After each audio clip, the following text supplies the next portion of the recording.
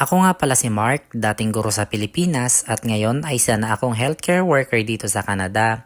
Alas 10:30 ako nagigising at bumabangon sa tuwing ako ay afternoon shift. Ang sarap kasing matulog lalo pat malamig ang panahon. Ang sarap magtunganga sa ganitong oras pero kailangan mo magtrabaho dahil maraming bayarin, maraming obligasyon at hindi tayo pinanganak na mayaman.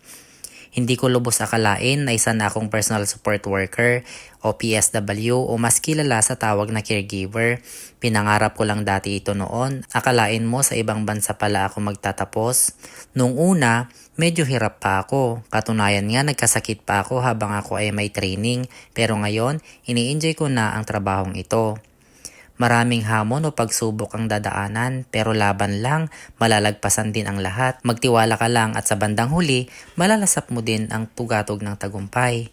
Nandito ka na, kaya ipaglaban mo na, ipanalo mo na. First time kong mawalay o malayo sa aking pamilya, hindi pala ganun kadali.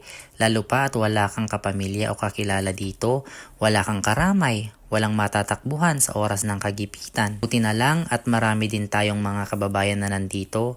Parang nasa Pilipinas ka na din. Kaunting ingat lang kabayan, huwag mong masyadong i-attach ang sarili mo para sa bandang huli, hindi ka magsisisi. Pumili ng magiging kaibigan dahil hindi lahat totoo sa paligid mo. Ang sarap kaya mamuhay ng walang kagalit. Oh, ayan, ang bilis, ready na ako. See you on my next vlog.